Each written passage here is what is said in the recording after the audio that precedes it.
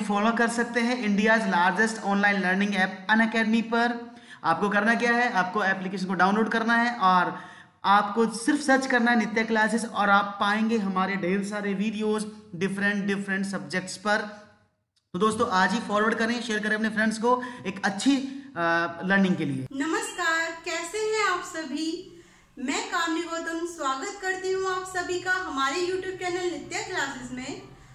मैं आपको हिंदी से संबंधित जानकारी दूंगी और जो भी हिंदी से रिलेटेड एग्जाम्स होते हैं जिनमें हिंदी से संबंधित क्वेश्चंस पूछे जाते हैं उन सभी के बारे में मैं आपको बारीकी से अध्ययन कराऊंगी। देखिए, हिंदी की संपूर्ण जानकारी मैं आपको दूंगी। जो भी हिंदी से संबंधित क्वेश्चंस या टॉपिक्स हैं उन सभी के बारे में मैं आपको बताऊंगी। और इससे पहले भी मैंने अपनी 2 वीडियोस डाली हैं, आप देख सकते हैं, जिसमें मैंने आपको वर्णमाला में स्वर और व्यंजन के बारे में बताया है कि स्वर किसे कहते हैं, व्यंजन किसे कहते हैं और इनकी पहचान किस प्रकार से की जाती है। आज जो मैं आपको बताने जा रही हूँ वो वर्णमाला का ही एक पार्ट है जिसमें सघोष, अघोष तथा अल्पप्राण, महाप्राण इनकी पहचान किस प्रकार से की जाती है ये मैं आपको बताऊंगी। देखिएगा, सघोष अघोष के बारे में बहुत से स्टूडेंट्स बहुत कंफ्यूज रहते हैं कि इनकी पहचान कैसे करें और इनको किस प्रकार से समझा जाए। तो यहाँ पर रटने वाली कोई बात नहीं है, आपको सिर्फ समझना है कि आपको किस प्रकार से सघोष और अघोष की पहचान हो सके। अल्पप्राण और महाप्राण का भी बहुत एक इजी सा तरीका है, वो भी मैं आपको बताने वाली हूँ। तो यदि आप मेरे इस चैनल से जुड़े हुए हैं और आपको मेरी वीडियोस पसंद आए तो प्लीज मेरे चैनल से जुड़े रहना और उसे सब्सक्राइब करना ना भूलना। तो आगे बढ़ते हैं अपने टॉपिक की ओर। मैं आज आपको बताने वाली हूँ सघोष और अघोष के बारे में। तो देखिएगा, सबसे पहले हम बात करते हैं किसके बारे में, सघोष के बारे में। तो देखिएगा, सघोष को घोष भी कहते हैं, सघोष को घोष भी कहते हैं। अब सघोष कहते किसे हैं, सघोष की परिभाषा क्या है, तो देखिएगा सघोष की जो परिभाषा है सघोष यानी कि साथ में घोष। घोष क्या होता है कि ध्वनि का उच्चारण। तो यहाँ पर क्या है, जिन वर्णों को बोलते समय हमारी स्वर तंत्रियां क्या, जो गले से कंपन आवाज यानी कि ध्वनि जो होती है उनके लिए है। जिन वर्णों को बोलते समय हमारी स्वर तंत्रियां खुलकर कंपन करती हैं, अर्थात बिना किसी रुकावट के कंपन करती हैं, तो उन्हें नाम दिया गया है सघोष। किसका नाम दिया गया है, सघोष का। तो आपको पता चल गया होगा सघोष के बारे में, इसे घोष भी कहा जाता है। और कौन से होते हैं, जिन वर्णों को बोलते समय हमारी स्वर तंत्रियां खुलकर कंपन करती हैं उन्हें क्या कहा जाता है, सघोष कहा जाता है। तो बात करें सघोष वर्ण कैसे पहचान करें। देखिए, आपके सामने जब सघोष वर्ण की बात आएगी तो आपको व्यंजन तालिका मिलेगी, ठीक है। व्यंजन तालिका में क्या है, आपको स्पर्श व्यंजन से लेके जो भी हमारे 33 व्यंजन होते हैं वो मिलेंगे। साथ में आपको इसकी पहचान किस प्रकार से होगी वो मैं आपको बताऊं। तो देखिएगा, व्यंजन वर्ग का जो होगा उसमें आपको मिलेगा कि पहला, दूसरा, तीसरा, चौथा और 5वां। इस तरह से वर्ग में डिवाइड होता है, जैसे कि क वर्ग, फिर क के साथ आपका क, ख, ग, घ, ड़ ये इस तरह के होते हैं। तो उसमें हम इसको डिवाइड कर लेते हैं। तो देखिएगा, हम बात करें सघोष की, तो यहाँ पे 2 जो होंगे स्टार्टिंग के यानी कि क और ख, इन दोनों को बाद में करेंगे, ठीक है। अभी हम बात करेंगे तीसरा, चौथा, 5वां वर्ग, यानी कि जो भी हमारा क वर्ग से जो क वर्ग होता है उसका तीसरा, चौथा, 5वां वर्ग के बारे में, यानी कि सभी तीसरे, चौथे, 5वें वर्ग के बारे में बात करेंगे। तो देखिएगा,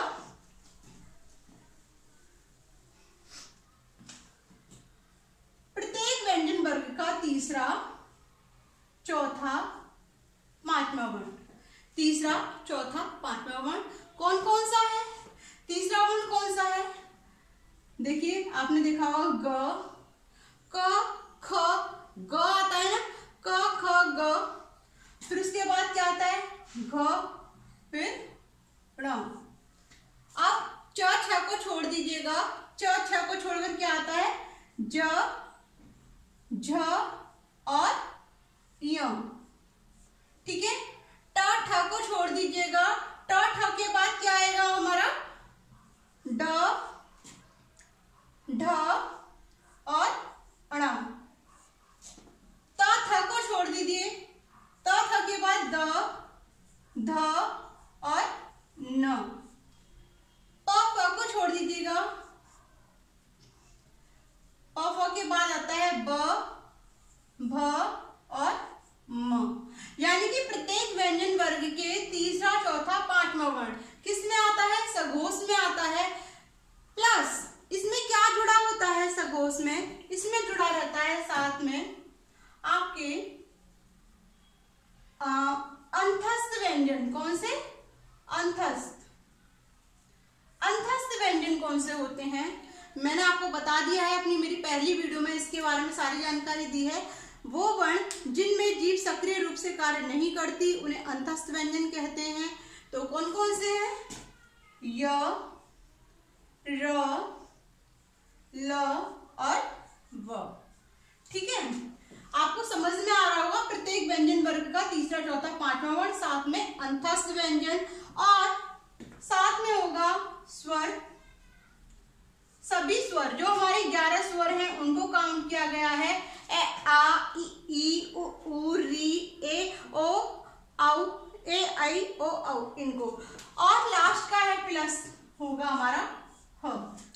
मैं यहाँ पर स्वर के सभी के नाम को काउंट कर लिख दे रही हूं।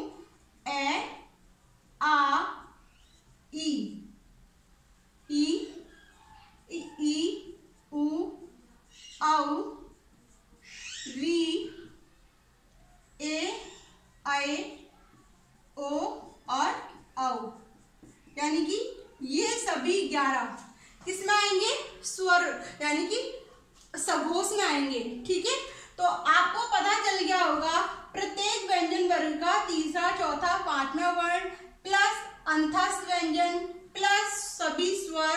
स्वर कितने? 11 स्वर और प्लस ह, ये सब होते हैं सघोष में। अब आपको बस याद करने का बस एक ही तरीका है कि तीसरा, चौथा, पांचवा वर्ण याद रहेगा तो वो सारे जो वर्ण होंगे वो किस में आएंगे? हमारे सघोष में आएंगे। अब बात करते हैं अघोष व्यंजन की। तो देखिएगा, तो देखिए बात कर रहे हैं हम अघोष व्यंजन की। तो अघोष की बात करें तो अघोष में जिन वर्णों को बोलते समय, जिन वर्णों का उच्चारण करते समय हमारी स्वर तंत्रियां खुलकर कंपन नहीं करती, दबी हुई आवाज में निकलती हैं, तो उन्हें कहा जाता है क्या? अघोष। क्या कहा जाता है? अघोष, बिना घोष के अघोष कहा जाता है। और ये जो होते हैं इनकी पहचान कैसे होगी? हमने आपको घोष में बताया कि तीसरा, चौथा, पांचवा वर्ण। अब रह कौन सा गया? व्यंजन तालिका का पहला और दूसरा वर्ण। तो देखिएगा, प्रत्येक व्यंजन वर्ग का पहला और दूसरा वर्ण किस में आएगा? अघोष में आएगा। कौन कौन से होते हैं? क, ख, च, छ और कौन सा होगा? ट, ठ, त, थ, प और फ। क, ख, च, छ, ट, ठ, त, थ, प, फ। तो ये किस में आएंगे? अघोष में। अघोष। अब साथ में इसके क्या होगा? साथ में ऊष्म व्यंजन। सबसे पहले मैं आपको बता दूं ऊष्म व्यंजन के बारे में। मैंने ऊष्म व्यंजन के बारे में अपनी जो पहली वीडियोज है उसमें बता दिया है, फिर भी मैं आपको दोबारा बताती हूँ कि जिन वर्णों को बोलते समय मुख से गर्म वायु का निष्कासन होता है उसे ऊष्म व्यंजन कहते हैं। अब देखिएगा ऊष्म व्यंजन कौन कौन से होते हैं ये भी आपको पता होना चाहिए। श, स, से और है होते हैं। अब देखिएगा श, स और से का जब उच्चारण करेंगे तो उसमें गर्म वायु का निष्कासन होता है, लेकिन ह खुलकर कंपन होता है, तो इसलिए है को हमने रखा है सघोष में। और इन तीनों को श, स और स इसको रखा है किसमें? अघोष व्यंजन में। तो इसमें है शामिल नहीं होगा क्योंकि है को बोलते समय जो हमारी स्वर तंत्रियां होती हैं, जो गले से आवाज होती है वो खुलकर कंपन करती है और इसमें दबे हुए रूप में कंपन करती है। तो इसको जो नाम दिया है वो क्या दिया है हमने, अघोष। तो देखिएगा इस प्रकार सघोष और अघोष की पहचान होती है कि सघोष में क्या बताया मैंने आपको, प्रत्येक व्यंजन वर्ग का तीसरा, चौथा, पांचवा वर्ण प्लस अंतस्थ व्यंजन प्लस सभी स्वर कितने, 11 और लास्ट में ह, जो कि उसमें व्यंजन का ही एक वो है, श, श, स और ह। तो है खुलकर कंपन होता है, इसलिए हमने इसको किस में रखा, सघोष में रखा। अघोष में प्रत्येक व्यंजन वर्ग का पहला, दूसरा वर्ण, साथ में ऊष्म व्यंजन की कौन कौन से, श, स और स। ये है सघोष और अघोष की पहचान। अब मैं आपको बताऊंगी कि अल्पप्राण और महाप्राण की पहचान किस प्रकार से की जाती है।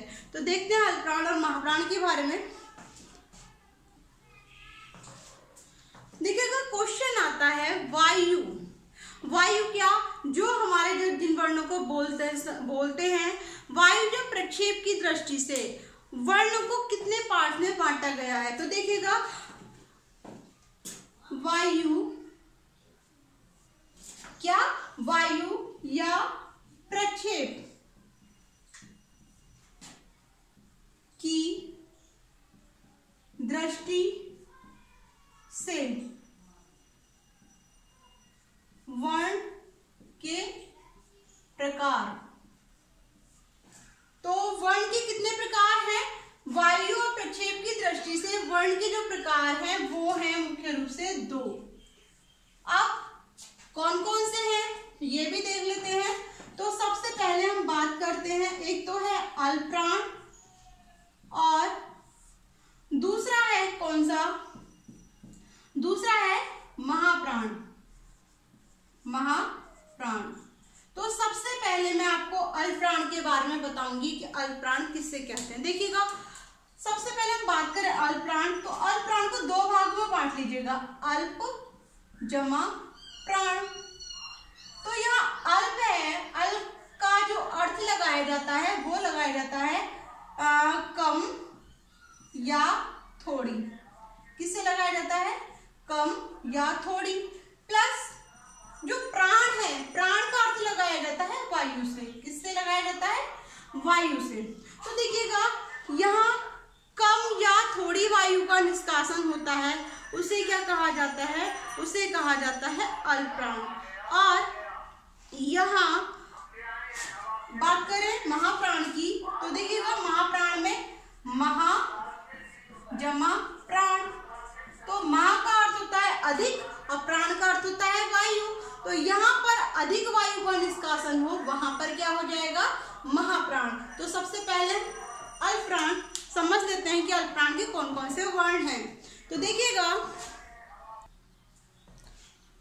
तो बात करते हैं अल्पप्राण के बारे में। तो देखिएगा जिन वर्णों का उच्चारण करते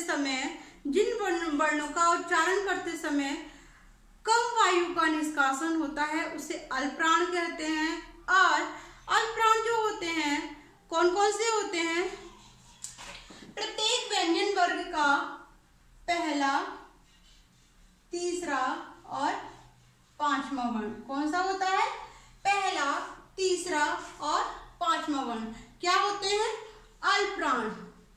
अब कौन कौन से होते हैं पहले, तीसरे, पांचवे वर्ण। आपने देखा होगा क ख, तो यहाँ पर क्या होगा क।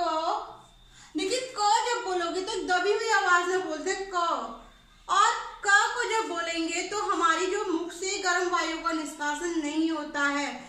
कैसी वायु का निष्कासन होता है, कम वायु निकलती है मुख से और ध्वनि अधिक निकलती है। अब बात करें ख, ख क्या है, खुलकर आवाज कंपन कर रही है, तो यहाँ पर क्या हो जाएगा, ये हमारा महाप्राण में होगा। तो क के बाद ख को महाप्राण में रखेंगे, यहाँ पर आ जाएगा ग और ये लास्ट में होगा ल। ठीक है, अब इसके बाद च, ज और य। अब आएगा ट, ड़ और ण, त, द और न। अब होगा प,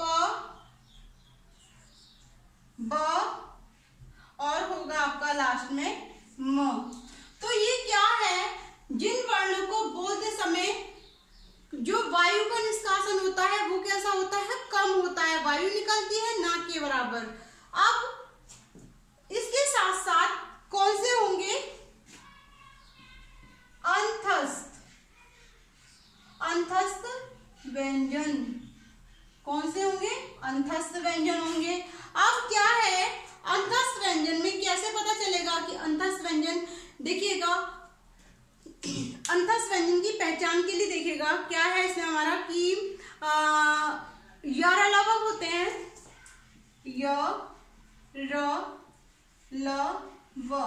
जब इन वर्णों का उच्चारण करते हैं तो मुख से वायु बहुत ना के बराबर निकलती है, तो इनको जो शामिल किया गया है, किसमें शामिल किया गया है, अल्पप्राण में। ठीक है, अब बात करें कि इनकी बस पहचान यही है कि यदि आपको एग्जाम में आ जाता है तो इन वर्णों का उच्चारण करके देखिएगा आप। यदि मुख से बोलते समय आप अपने हाथ को, हथेली को इस तरह से भी रख सकते हैं और जिस वर्ण को आप बोल रहे हैं, जैसे कि क बोलोगे क, तो क में ना के बराबर आपको यहाँ जिस क्षेत्र पर क्या है हवा बहुत कम टकराएगी, लेकिन ख बोलोगे तो हवा वायु बहुत तेज लगती है, टकराती है, तो यहाँ पर हो जाएगा आपका क्या कि अल्पप्राण में वायु का निष्कासन कम और महाप्राण में वायु का निष्कासन अधिक होता है।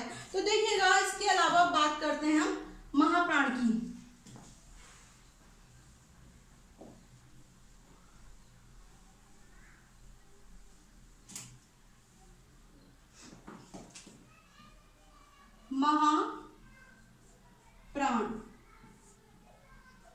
महाप्राण मैंने भी आपको बताया जिनमें वायु का निष्कासन अधिक होता है, अर्थात जिन वर्णों को बोलते समय गर्म वायु का निष्कासन या ऊष्मा का निष्कासन अधिक होता है तो उन्हें महाप्राण कहा जाता है। अब महाप्राण की पहचान क्या है कि प्रत्येक व्यंजन वर्ग का दूसरा और चौथा वर्ण, कौन सा, दूसरा और चौथा वर्ण किसमें आता है, महाप्राण में आता है। कौन कौन से हैं, ख और ग, छ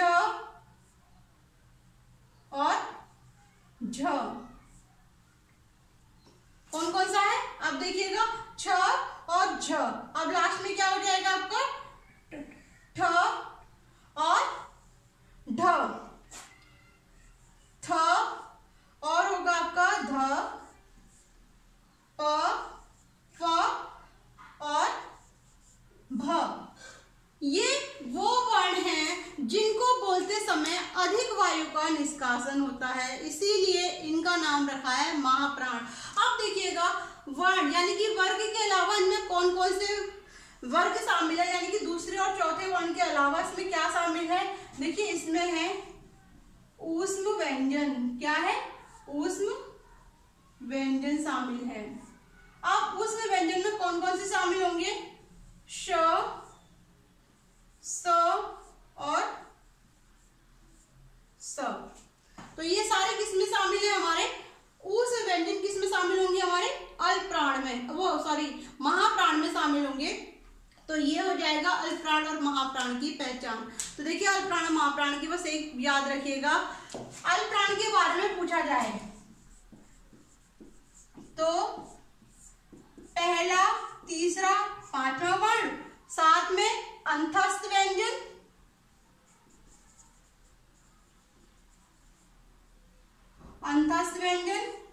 और ऊष्म व्यंजन। महाप्राण की बात करें तो महाप्राण में देखिएगा दूसरा, चौथा वर्ण, साथ में ऊष्म व्यंजन। ये पहचान आपकी सघोष, अघोष, अल्पप्राण, महाप्राण की है। आगे वाली वीडियोस में मैं आपको वर्णमाला से संबंधित अन्य जानकारी और दूंगी जो परीक्षाओं में वर्णमाला से संबंधित क्वेश्चन आते हैं। देखिएगा उसमें पूछा जाता है कि लुंठित वर्ण क्या है, उच्चारण के आधार पर हिंदी वर्णमाला में कितने वर्ण हैं, लेखन के आधार पे कितने हैं। तो ये छोटे छोटे पॉइंट्स हैं जिनके बारे में मैं आपको बताऊंगी, और इससे भी अलग मैं आपको बहुत सारी जानकारियां भी दूंगी। तो आपको मेरा चैनल पे यदि वीडियोस देखनी है तो प्लीज़ मेरे चैनल को सब्सक्राइब करना ना भूलें, और अब हम नेक्स्ट वीडियो में मिलते हैं। धन्यवाद।